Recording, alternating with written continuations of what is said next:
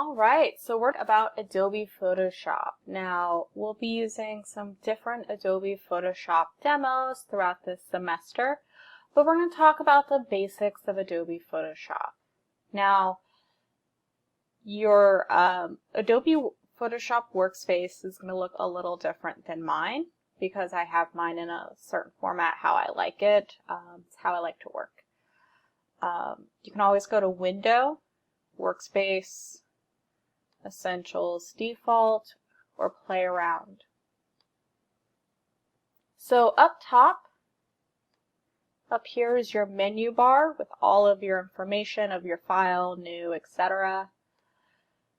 For B, you have your control panel, which is right here. So if you change your tools, your control panel changes, if you've noticed up here.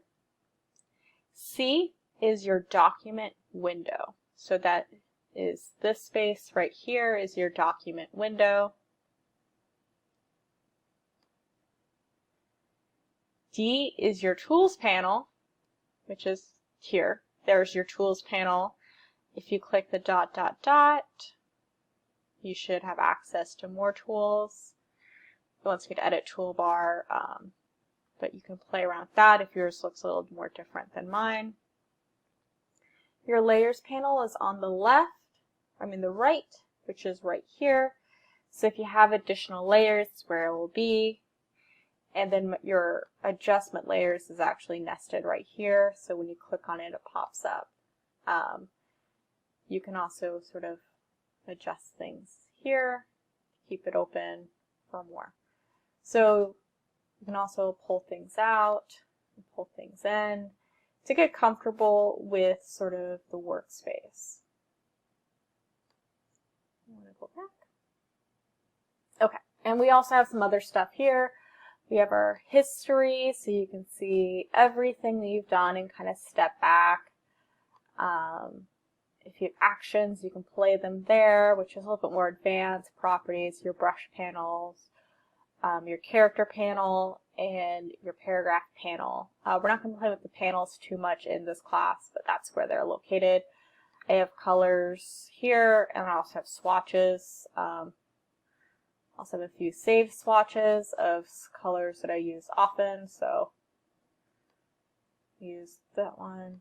I have right here, which are the colors for Girls Rock, and those are saved. And those are some of the swatches I use, and you can find more there, which is cool. So getting to know Adobe Photoshop, and you can kind of look through your PDF, which is really important because it kind of talks about your keyboard shortcuts, which I'll indicate when I'm using the software. But the first thing I like to do when we open up from Camera Raw is adjust the resolution. So from your digital imagery workshop or lecture is to see how big your file is. So you're going to go to Image, Image Size. So I can see how many pixels.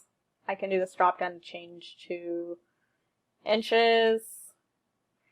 And I want my resolution to be 300 dpi.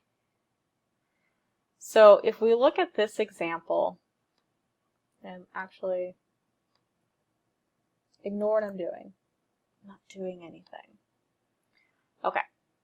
So if I go to Image, Image Size, I notice that my resolution is not 300. So I need to make it 300 because it's 240. Your camera may natively shoot at 240.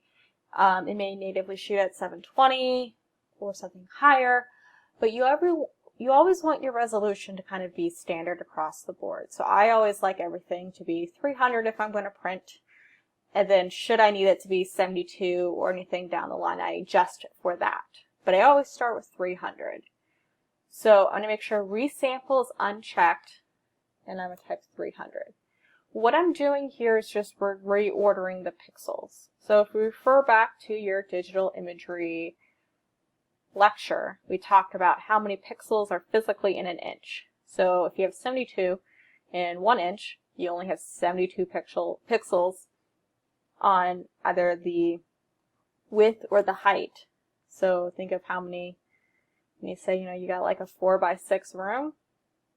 So your room would be considered the inch, and then the 4 feet by 6 feet, which is a small room, would be your pixels. So it's how you're filling up the space. You want the most pixels because you want that density per inch, so you have that nice density for printing. So it may not be a huge file width times inches, but I'm adjusting it. Now, if I type 72, and if you notice here, my dimensions for my pixels remains the same no matter what. Because all I'm doing is just reordering the pixels that are in the width times inches. I'm not adding pixels or deleting pixels. We're just reordering. So I take it to 300 and I'll click OK to make sure my file is 300. If you're ever confused, this PDF, sorry about that, technology isn't my friend. So what we're going to do is we're going to save our file. So we're going to go to File, Save As, and it's going to open up a dialog box. And it's actually will load so you can see things, and it will keep your same file name as your raw file. You can save as JPEG, Adobe Photoshop, GIF, PDF, whatever. Typically you want to save as a JPEG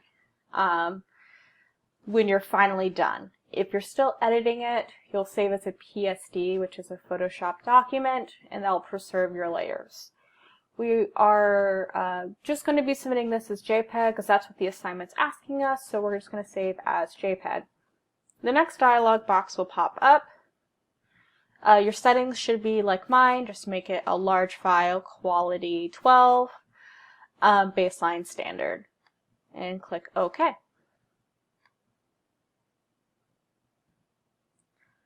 Alright, one moment. Alright, this is what I was looking for. So this is also detailed in the PDF how to save. Other helpful tips is sort of creating a new document as well. And it kind of walks you through the steps of creating a new document, how to open the document, how to copy one document into another, layers, simplicity, free transform, which we'll be using later on this semester, which I have a quick demo for. And yeah, so I hope we're just touching Photoshop right now. We saved our file. We can look actually in Bridge.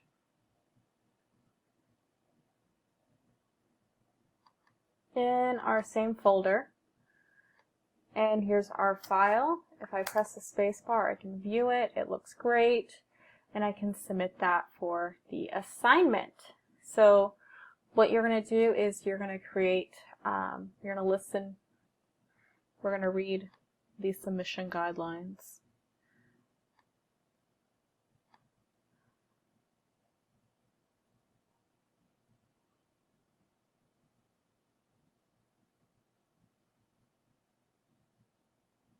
We're going to find the submission guidelines.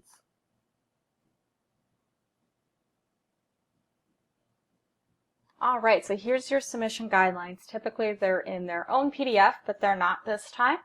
So we are going to submit 3 process photographs in the JPEG file format. It doesn't matter if it's all caps or lowercase, just the JPEG file format. So you're going to create a folder in Google Drive, your name _ intro to Photoshop demo, and then you're going to rename your files to your name _ Photoshop demo _#, which is $, which we can actually rename our files in Bridge, which we already learned in the Bridge demo. We're not going to put the hashtag in the file name because that could corrupt your file. You want to make sure you're sharing the files correctly in Google Drive, and you can always double check but if you have the Canvas app downloaded onto your phone or your iPad, and if you are not logged into your Maricopa email on your phone or your iPad, you can just check. If you can view your assignment through there, then you know you viewed it correctly. And make sure you share the whole folder and not just one file, and actually check your submission to make sure you submitted it correctly before I grade it. If you have any questions, you can always email me or Canvas me about this demo. There's some additional videos as well that should be very helpful. So hope you have fun playing around in Adobe Camera Raw, Photoshop, and Bridge.